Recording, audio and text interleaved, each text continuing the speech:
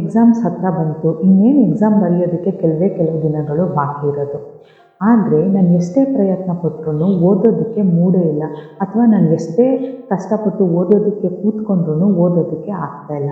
ಇದು ಸ್ಟೂಡೆಂಟ್ಸ್ಗಳಲ್ಲಿ ಕಾಣಿಸ್ತಾ ಇರೋ ಸಾಮಾನ್ಯ ಪ್ರಾಬ್ಲಮ್ಗಳು. ಸೊ ಇವತ್ತು ನಾನು ನಿಮಗೆ ಕೆಲವು ಈಸಿ ಮತ್ತು ಪ್ರಾಕ್ಟಿಕಲ್ ಟಿಪ್ಸ್ನ ಕೊಡ್ತೀನಿ. ಈ ಪ್ರಾಕ್ಟಿಕಲ್ ಟಿಪ್ಸ್ನ ಯೂಸ್ ಮಾಡಿಕೊಂಡು ನೀವು ನಿಮ್ಮ ಸ್ಟಡಿನ ಕಂಟಿನ್ಯೂ ಮಾಡ್ಬೋದು. ಹಾಗೆಯೇ ಎಕ್ಸಾಮಲ್ಲಿ ಒಳ್ಳೆ ರಿಸಲ್ಟನ್ನು ತೊಗೋಬೋದು. ಸೊ ಮಿಸ್ ಮಾಡ್ದೇ ವಿಡಿಯೋನ ಕಂಪ್ಲೀಟಾಗಿ ನೋಡಿ. ಹಾಗೆಯೇ ಈ ವಿಡಿಯೋ ನಿಮಗೆ ಇಷ್ಟ ಆದರೆ ಸಬ್ಸ್ಕ್ರೈಬ್ ಮಾಡಿ. So let's get started. First one ಬಂದು 5 ಮಿನಿಟ್ಸ್ ರೂಲ್. ನಾವು ಯಾವುದೇ ಕೆಲಸ ಮಾಡಬೇಕಾದ್ರೆ ಸ್ಟಾರ್ಟಿಂಗ್ ಇಸ್ ದ ಹಾರ್ಡೆಸ್ಟ್. ನೀವು ಯಾವಾಗ ನಾನು ಓದಬೇಕು ಅಥವಾ ನಾನು ಈ ಸಬ್ಜೆಕ್ಟನ್ನು ಇವತ್ತು ಕಂಪ್ಲೀಟ್ ಮಾಡಬೇಕು ಅನ್ಕೋತಿರಲ್ಲ, ಆವಾಗಲೇ ನಿಮ್ಮ ಮೈಂಡು ಅಯ್ಯೋ ನಾನು ಅಷ್ಟೊಂದು ಓದಬೇಕಾ, ನಾನು ಅಷ್ಟೆಲ್ಲ ಚಾಪ್ಟರ್ ಕಂಪ್ಲೀಟ್ ಮಾಡಬೇಕಾ ಅಂತ ಥಿಂಕ್ ಮಾಡುತ್ತೆ. ಸೊ ಅದಕ್ಕೋಸ್ಕರ ನೀವು ನಿಮ್ಮ ಮೈಂಡಿಗೆ ಒಂದು ಟ್ರಿಕ್ ಮಾಡಿ. ಏನಪ್ಪ ಅಂತಂದರೆ, ಓಕೆ ನಾನು ಜಸ್ಟ್ 5 ಮಿನಿಟ್ಸ್ ಮಾತ್ರ ಓದಬೇಕಿರೋದು ಅಂತ. ಆವಾಗ ನಿಮ್ಮ ಮೈಂಡು ಜಸ್ಟ್ 5 ಮಿನಿಟ್ಸ್ ತಾನೇ ಓದಿದ್ರೆ ಆಯಿತು ಅಂತ ನಿಮಗೆ ಕಂಪ್ಲೀಟಾಗಿ ಕಾನ್ಸಂಟ್ರೇಟ್ ಮಾಡೋದಕ್ಕೆ ಹೆಲ್ಪ್ ಮಾಡುತ್ತೆ. ಅದಾದಮೇಲೆ ನೀವು ನಿಮ್ಮ ಮೊಬೈಲಲ್ಲಿ 5 ಮಿನಿಟ್ಸ್ಗೆ ಅಲಾರಾಮ್ನ ಸೆಟ್ ಮಾಡ್ಕೊಳ್ಳಿ. ಸೊ 5 ಮಿನಿಟ್ಸ್ವರೆಗೆ ನಾನು ಈ ಪೇಜ್ನ ಕಂಪ್ಲೀಟಾಗಿ ಓದ್ತೀನಿ ಅಂತ ಕಾನ್ಸಂಟ್ರೇಟ್ ಇಟ್ಟು ಆ ಚಾಪ್ಟರ್ನ ಮುಗಿಸಿ. ಸೊ ಯಾವಾಗ ನೀವು ಆ 5 ಮಿನಿಟ್ಸ್ನ ಕ್ರಾಸ್ ಮಾಡ್ತೀರಲ್ಲ, ಅದಾದಮೇಲೆ ನಿಮಗೆ ನೆಕ್ಸ್ಟು ಅದನ್ನು ಎಕ್ಸ್ಟೆಂಡ್ ಮಾಡ್ಕೊಳ್ಳೋದಕ್ಕೆ ಈಸಿ ಆಗುತ್ತೆ. ಒಂದ್ಸಲ ನೀವು 5 ಮಿನಿಟ್ಸ್ ಟೈಮ್ ಮುಗಿದ್ಮೇಲೆ ಆ ಟೈಮಿಂದ ನೀವು ನೆಕ್ಸ್ಟು 20 ಮಿನಿಟ್ಸ್ಗೆ ಸೆಟ್ ಮಾಡ್ಕೊಳ್ಳಿ. ಯಾಕೆಂದರೆ ಸ್ಟಾರ್ಟಿಂಗ್ನ ನೀವು ಒಂದ್ಸರಿ ಕಂಪ್ಲೀಟ್ ಮಾಡಿದ್ಮೇಲೆ ಅದನ್ನು ಎಕ್ಸ್ಟೆಂಡ್ ಮಾಡ್ಕೊಳ್ಳೋದಕ್ಕೆ ನಿಮಗೆ ಈಸಿ ಆಗುತ್ತೆ. ಸೊ ಇದೇ ಥರ ನೀವು ನಿಮ್ಮ ಮೈಂಡ್ಗೆ ಟ್ರಿಕ್ ಯೂಸ್ ಮಾಡಿ 5 ಮಿನಿಟ್ಸಿಂದ 45 ಮಿನಿಟ್ಸ್ವರೆಗೂ ಕಾನ್ಸಂಟ್ರೇಟ್ ಮಾಡಿ ಓದೋದಕ್ಕೆ ಹೆಲ್ಪ್ ಆಗುತ್ತೆ. ಒಂದು ರೆಟ್ರೋಸ್ಪೆಕ್ಟಿವ್ ಅಪ್ರೋಚ್. ನೀವು ಯಾವಾಗ ನಾನು ಇವತ್ತು ಈ ಚಾಪ್ಟರ್ನ ಕಂಪ್ಲೀಟ್ ಮಾಡಬೇಕು ಅಂತ ಡಿಸೈಡ್ ಮಾಡ್ತೀರಲ್ಲ, ಅದಾದಮೇಲೆ ನೀವು ಒಟ್ಟಿಗೆ ನೀವು ಏನೇನು ಪಾಯಿಂಟ್ಸ್ನ ಓದಬೇಕು ಅಥವಾ ಏನೇನು ಟಾಪಿಕ್ಸ್ನ ಕವರ್ ಮಾಡಬೇಕು ಅದನ್ನು ಎಲ್ಲನೂ ಓದಬೇಡಿ. ಯಾಕೆಂತಂದರೆ ನೀವು ಎಲ್ಲನೂ ಒಂದೇ ಸರಿ ಅರ್ಥ ಮಾಡ್ಕೊಳ್ಳೋದಕ್ಕೆ ಹೋದಾಗ ಅಥವಾ ಎಲ್ಲನೂ ಒಟ್ಟಿಗೆ ಓದೋದಕ್ಕಾದಾಗ ನಿಮ್ಮ ಮೈಂಡ್ಗೂ ಡಿಸ್ಟ್ರಾಕ್ಷನ್ಸು ಜಾಸ್ತಿ ಆಗುತ್ತೆ. ಅದಕ್ಕೋಸ್ಕರ ಏನು ಮಾಡಿ, ಪ್ರತಿಯೊಂದು ಚಾಪ್ಟರ್ದು ಇಂಪಾರ್ಟೆಂಟ್ ನೋಟ್ಸ್ ಏನಿದೆ ಅಥವಾ ಇಂಪಾರ್ಟೆಂಟು ಪಾಯಿಂಟ್ಸ್ ಏನಿದೆ ಅದನ್ನಷ್ಟೇ ಫಸ್ಟು ಕಂಪ್ಲೀಟಾಗಿ ಅರ್ಥ ಮಾಡ್ಕೊಳ್ಳೋದಕ್ಕೆ ಟ್ರೈ ಮಾಡಿ. ಅಥವಾ ಪ್ರೀವಿಯಸ್ ಇಯರ್ಸ್ದು ಕ್ವಶನ್ ಪೇಪರ್ನ ತಗೊಳ್ಳಿ. ಆ ಪರ್ಟಿಕ್ಯುಲರ್ ಚಾಪ್ಟ್ರಲ್ಲಿ ನಿಮಗೆ ಯಾವ್ಯಾವ ಕ್ವಶನ್ಸ್ ಇಂಪಾರ್ಟೆಂಟ್ ಇದೆ ಫಸ್ಟು ಅದನ್ನು ಫೋಕಸ್ ಮಾಡಿ. ನೀವು ಒಂದ್ಸರಿ ಆ ಚಾಪ್ಟ್ರಲ್ಲಿರೋ ಇಂಪಾರ್ಟೆಂಟ್ ಕ್ವಶನ್ಸ್ನ ಕಂಪ್ಲೀಟ್ ಮಾಡಿದ್ಮೇಲೆ ನೆಕ್ಸ್ಟ್ ಬಂದು ಮೀಡಿಯಮ್ ಸೈಜ್ ಅಂತಂದರೆ ಇಂಪಾರ್ಟೆಂಟ್ಗಿಂತ ಸ್ವಲ್ಪ ಕಡಿಮೆ ಇರೋದು. ಸೊ ನೆಕ್ಸ್ಟು ಆ ಪಾಯಿಂಟ್ಸ್ನೆಲ್ಲ ಕವರ್ ಮಾಡಿ. ಅದಾದಮೇಲೆ ಲಾಸ್ಟ್ ನಾನ್ ಇಂಪಾರ್ಟೆನ್ಸ್ ಪಾಯಿಂಟು ಅಥವಾ ಓಕೆ ಇದು ಅಷ್ಟೊಂದು ಇಂಪಾರ್ಟೆಂಟ್ ಅಲ್ಲ ಆ ಥರ ಟಾಪಿಕ್ಸ್ನ ಕವರ್ ಮಾಡಿ. ಹೀಗೆ ಮಾಡೋದ್ರಿಂದ ಏನಾಗುತ್ತೆ ಅಂದರೆ ನಿಮ್ಮದು ಯಾವಾಗ ಫೋಕಸ್ಸು ತುಂಬ ಚೆನ್ನಾಗಿರುತ್ತೆ ಅಥವಾ ನಿಮ್ಮ ಫೋಕಸ್ಸು ತುಂಬ ಪೀಕಲ್ಲಿರುತ್ತಲ್ಲ, ಆವಾಗ ನೀವು ಆ ಚಾಪ್ಟ್ರಲ್ಲಿರೋ ಇಂಪಾರ್ಟೆನ್ಸ್ ಪಾಯಿಂಟ್ನೆಲ್ಲ ಕಂಪ್ಲೀಟ್ ಮಾಡಿರ್ತೀರ. ಸೊ ಅದರಿಂದ ನಿಮಗೆ ಕಾನ್ಫಿಡೆನ್ಸು ಜಾಸ್ತಿ ಆಗುತ್ತೆ. ಅದೇ ಥರ ನಿಮಗೆ ಎಕ್ಸಾಮ್ನ ಫೇಸ್ ಮಾಡೋದಕ್ಕೆ ಒಂದೊಳ್ಳೆ ಥರ ಪ್ರಿಪೇರ್ ಆಗಿದ್ದೀನಿ ಅನ್ನೋ ನಂಬಿಕೆ ಬರುತ್ತೆ. ನೆಕ್ಸ್ಟ್ ಒನ್ ಬಂದು ಚಾಲೆಂಜ್ ಯುವರ್ ಸೆಲ್ಫ್. ಯಾವಾಗ ನಿಮ್ಮ ಮೈಂಡು ಓಕೆ ನನ್ನ ಕೈಲಿ ಓದೋಕ್ಕಾಗ್ತಿಲ್ಲ ಅಥವಾ ಇವತ್ತು ನಾನು ಓದೋದು ಬೇಡ ಅನಿಸುತ್ತೋ ಆವಾಗ ನೀವು ನಿಮ್ಮ ಮೈಂಡ್ಗೆ ಚಾಲೆಂಜಸ್ಗೆ ನೆನ್ನೆ ತಾನೇ ನೀನು ಯಾವ್ಯಾವ ಚಾಪ್ಟರ್ನ ಕಂಪ್ಲೀಟ್ ಮಾಡಬೇಕು, ಎಷ್ಟೆಲ್ಲ ಓದಬೇಕು ಅಂತ ಪ್ಲ್ಯಾನ್ ಮಾಡಿದೆ, ಅಟ್ಲೀಸ್ಟ್ ನಿಮಗೆ ಒಂದು 1/2 ಅವರ್ ಓದೋಕ್ಕಾಗಲ್ವಾ ಅಂತ ನಿಮ್ಮ ಮೈಂಡಿಗೆ ನೀವೇ ಚಾಲೆಂಜ್ ಮಾಡಿ. ಯಾಕೆ ಅಂತಂದರೆ ಮೈಂಡಿಗೆ ಚಾಲೆಂಜಸ್ ಅಂದರೆ ತುಂಬ ಇಷ್ಟ. ಯಾವಾಗ ನಿಮ್ಮ ಮೈಂಡು ನಿಮ್ಮ ಚಾಲೆಂಜನ್ನು ಎಕ್ಸೆಪ್ಟ್ ಮಾಡ್ಕೊಳ್ಳುತ್ತಲ್ಲ, ಆವಾಗ ಡಿಲೇ ಮಾಡ್ತೇನೆ ನಿಮ್ಮ ಮೊಬೈಲಲ್ಲಿ 30 ಮಿನಿಟ್ಸ್ಗೆ ಅಲಾರಾಮ್ನ ಸೆಟ್ ಮಾಡಿ ಓದೋದಕ್ಕೆ ಕೂತ್ಕೊಳ್ಳಿ. ಸೊ ಆ ಟೈಮಲ್ಲಿ ನಿಮ್ಮ ಮೈಂಡು ಚಾಲೆಂಜನ್ನು ಎಕ್ಸೆಪ್ಟ್ ಮಾಡ್ಕೊಳ್ಳೋದ್ರಿಂದ ನಿಮ್ಮ ಫೋಕಸ್ಸು ತುಂಬ ಪೀಕಲ್ಲಿರುತ್ತೆ. ಸೊ ಅದರಿಂದ ಆ ಟೈಮಲ್ಲಿ ನೀವು ಯಾವುದು ಇಂಪಾರ್ಟೆಂಟ್ ಟಾಪಿಕ್ಸ್ ಇರುತ್ತಲ್ಲ ಅದನ್ನು ಕವರ್ ಮಾಡೋದಕ್ಕೆ ಟ್ರೈ ಮಾಡಿ.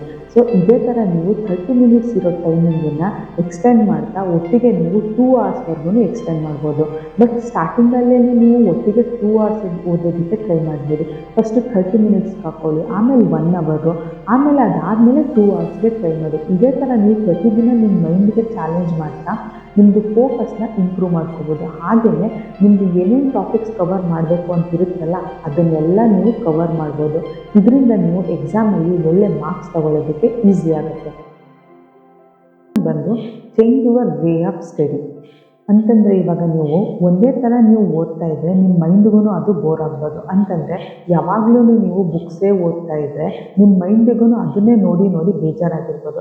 ಸೊ ಅದಕ್ಕೋಸ್ಕರ ನಿಮ್ಮ ಮೈಂಡನ್ನು ಎಂಗೇಜ್ ಆಗಿರೋದಕ್ಕೆ ಮತ್ತು ಅಟ್ರಾಕ್ಟಿವ್ ಆಗಿ ಮಾಡೋದಕ್ಕೆ, ಹಾಗೆಯೇ ಕಂಪ್ಲೀಟಾಗಿ ಫೋಕಸ್ ಇಟ್ಟು ಓದೋದಕ್ಕೆ ಡಿಫ್ರೆಂಟ್ ಸ್ಟಡಿ ಮೆಥಡ್ಸ್ನ ಯೂಸ್ ಮಾಡಿ. ಸೊ ಮೇ ಬಿ 1 ವೀಕು ನೀವು ಕಂಪ್ಲೀಟಾಗಿ ಬುಕ್ಸ್ನ ಓದಿ, ಅದಾದಮೇಲೆ ಒಂದು 2 ಡೇಸು ನೀವು ಯಾವ ಟಾಪಿಕ್ನ ಕಲಿಬೇಕು ಅಂತಿದ್ದೀರಲ್ಲ ಅದ್ರ ಬಗ್ಗೆ ವೀಡಿಯೋಸ್ಗಳನ್ನ ನೋಡಿ. ಅದಾದಮೇಲೆ ನೆಕ್ಸ್ಟ್ ಸ್ವಲ್ಪ ದಿನ ಬಿಟ್ಟು 1-2 ದಿನ ಪ್ರೀವಿಯಸ್ ಇಯರ್ ಕ್ವಶನ್ಸ್ ಪೇಪರ್ ಇದೆಯಲ್ಲ ಅದನ್ನು ಸಾಲ್ವ್ ಮಾಡೋದಕ್ಕೆ ಟ್ರೈ ಮಾಡಿ. ಯಾವಾಗ ನೀವು ಡಿಫ್ರೆಂಟ್ ವೇಯಲ್ಲಿ ನೀವು ಆ ಪರ್ಟಿಕ್ಯುಲರ್ ಪ್ರಾಬ್ಲಮ್ನ ಅಥವಾ ಆ ಪರ್ಟಿಕ್ಯುಲರ್ ಟಾಪಿಕ್ನ ಅಂಡರ್ಸ್ಟ್ಯಾಂಡ್ ಮಾಡ್ಕೊಳ್ಳೋದಕ್ಕೆ ಟ್ರೈ ಮಾಡ್ತೀರೋ ಆವಾಗ ನಿಮ್ಮ ಮೈಂಡೂ ಎಂಗೇಜಿಂಗ್ ಆಗಿರುತ್ತೆ, ಹಾಗೆ ನಿಮಗೆ ಫೋಕಸ್ ಮಾಡೋದಕ್ಕೆ ಸಹಾಯ ಮಾಡುತ್ತೆ. ಸೊ ಅದಕ್ಕೋಸ್ಕರ ಒಂದೇ ಮೆಥಡಿಗೆ ಸ್ಟಿಕ್ ಆನ್ ಆಗದೆ ಯಾವ್ಯಾವ ಡಿಫ್ರೆಂಟ್ ಮೆಥಡಲ್ಲಿ ನೀವು ಕಲಿಬೋದು ಅನ್ನೋದನ್ನು ಎಕ್ಸ್ಪ್ಲೋರ್ ಮಾಡಿ. ನೆಕ್ಸ್ಟ್ ಒನ್ ಬಂದು find your productive hours. So ನೀವು ಮನೇಲಿ ಹೇಳೋದನ್ನ ಕೇಳಿರ್ಬೋದು, ನಿಮ್ಮ ಅಪ್ಪ ಅಮ್ಮ ಅಥವಾ ನಿಮ್ಮದು ಟೀಚರ್ಸು ಎಲ್ಲ ಬೆಳಿಗ್ಗೆ ಬೇಗ ಎದ್ದು ಓದಿ, ಆವಾಗ ನೀವು ಏನು ಓದ್ತಿರೋ ಅದು ನಿಮಗೆ ಬೇಗ ಅರ್ಥ ಆಗುತ್ತೆ ಅಂತ ಹೇಳ್ತಾರೆ. ಆದರೆ ಪ್ರತಿಯೊಬ್ಬರಿಗೂ ಬೆಳಿಗ್ಗೆನೇ ಪ್ರೊಡಕ್ಟಿವ್ ಅವರ್ಸ್ ಆಗಿರಬೇಕು ಅಂತ ಏನಿಲ್ಲ.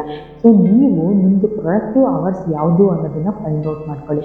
ಯಾಕೆ ಅಂದರೆ ಕೆಲವರಿಗೆ ಬೆಳಿಗ್ಗೆ ಬೇಗ ಎದ್ದು ಓದಿದ್ರೆ ಅರ್ಥ ಆಗುತ್ತೆ, ಕೆಲವರಿಗೆ ಮಧ್ಯಾಹ್ನ ಓದಿದ್ರೆ ಅರ್ಥ ಆಗುತ್ತೆ, ಇನ್ನೂ ಕೆಲವು ಸ್ಟೂಡೆಂಟ್ಸ್ಗೆ ರಾತ್ರಿ ಎಲ್ಲ ಓದಿದ್ರೇ ಅವ್ರಿಗೆ ಅರ್ಥ ಆಗೋದು. ಅದರಲ್ಲಿ ತಪ್ಪೇನೂ ಇಲ್ಲ.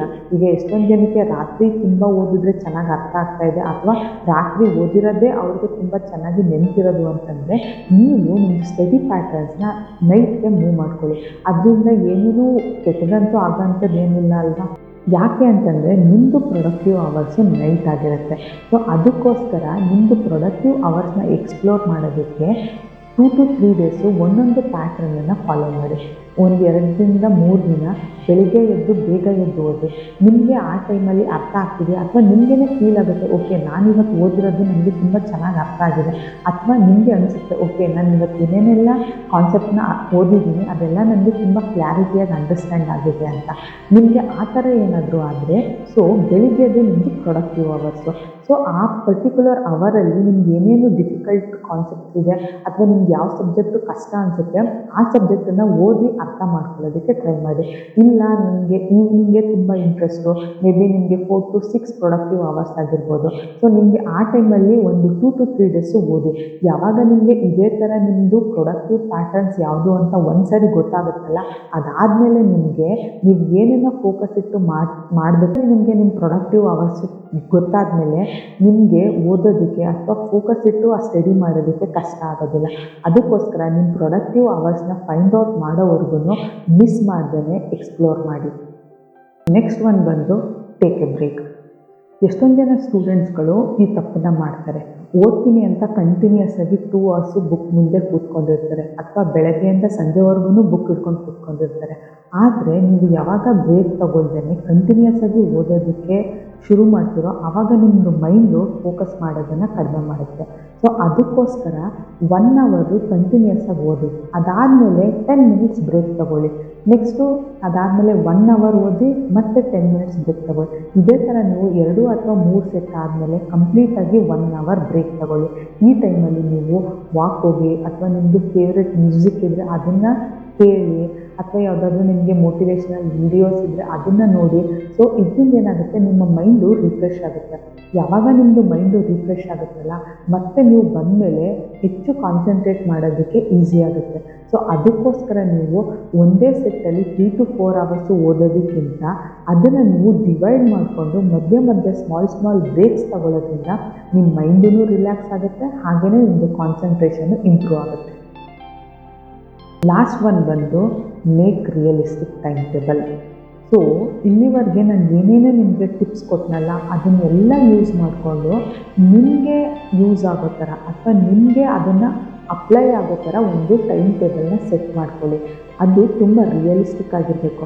ಫಾರ್ ಎಕ್ಸಾಂಪಲು ನೀವು ಒಂದ್ಸಲ ನಿಮ್ಮದು ಪ್ರೊಡಕ್ಟಿವ್ ಅವರ್ಸ್ನ ಸೆಟ್ ಮಾಡ್ಕೊಂಡ್ಮೇಲೆ ನಿಮಗೆ ಮ್ಯಾಥ್ಸು ಕಷ್ಟ ಅಂತಂದರೆ ಆ ಪ್ರೊಡಕ್ಟಿವ್ ಅವರ್ಸ್ ನಿಮ್ಮ ಮೈಂಡು ಯಾವಾಗ ತುಂಬ ಪೀಕಲ್ಲಿರುತ್ತೆ ಅಥವಾ ನಿಮ್ಮದು ಕಾನ್ಸಂಟ್ರೇಷನ್ನು ಫೋಕಸ್ಸು ಯಾವಾಗ ತುಂಬ ಪೀಕಲ್ಲಿರುತ್ತೆ ಆವಾಗ ನೀವು ನಿಮ್ಮದು ಡಿಫಿಕಲ್ಟ್ ಸಬ್ಜೆಕ್ಟ್ನ ಆ ಟೈಮ್ ಟೇಬಲಲ್ಲಿ ಅಡ್ಜಸ್ಟ್ ಮಾಡ್ಕೊಳ್ಳಿ.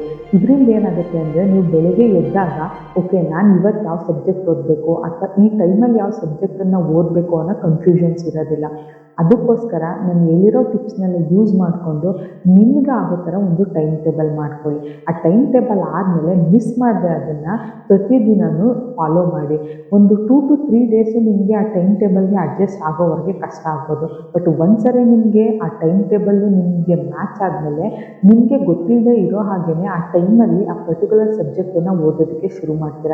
ಇದನ್ನು ನೀವು ನಿಮ್ಮದು ಎಕ್ಸಾಮ್ ಟೈಮಲ್ಲಿ ಬರೋವರೆಗೂ ಕಂಟಿನ್ಯೂ ಮಾಡ್ತಾ ಹೋದರೆ ನಿಮಗೆ ನೀವು ಏನು ಅಂದ್ಕೊಂಡಿರ್ತೀರ ಆ ರಿಸಲ್ಟ್ ಬರೋದರಲ್ಲಿ ಅನುಮಾನನೇ ಇಲ್ಲ. ನೋಡಿದ್ರಲ್ಲ, ನಿಮ್ಗೆ ಯಾವಾಗ ಓದೋದಕ್ಕೆ ಝೀರೋ ಮೋಟಿವೇಶನ್ ಇರುತ್ತೋ ಆವಾಗ ಈ ಟಿಪ್ಸ್ನೆಲ್ಲ ಯೂಸ್ ಮಾಡ್ಕೊಳ್ಳಿ. ಇದರಿಂದ ನೀವು ಒಳ್ಳೆ ರೀತಿಯಲ್ಲಿ ನಿಮ್ಮ ಎಕ್ಸಾಮಲ್ಲಿ ಮಾರ್ಕ್ಸ್ ತೊಗೋಬೋದು, ಹಾಗೆಯೇ ನೀವು ಟಾಪರ್ ಕೂಡ ಆಗ್ಬೋದು. ಈ ವಿಡಿಯೋ ಸ್ವಲ್ಪ ಮಟ್ಟಿಗಾದ್ರೂ ನಿಮಗೆ ಸಹಾಯ ಆಗಿದೆ ಅಂತ ಅಂದ್ಕೊತೀನಿ. ಈ ವಿಡಿಯೋ ನಿಮಗೆ ಇಷ್ಟ ಆಗಿದ್ದರೆ ಲೈಕ್ ಆ್ಯಂಡ್ ಕಮೆಂಟ್ ಮಾಡಿ, ಹಾಗೆಯೇ ಮರಿದೇನೆ ಈ ಚಾನಲ್ಗೆ ಸಬ್ಸ್ಕ್ರೈಬ್ ಮಾಡಿ. See you in my next video. Thank you.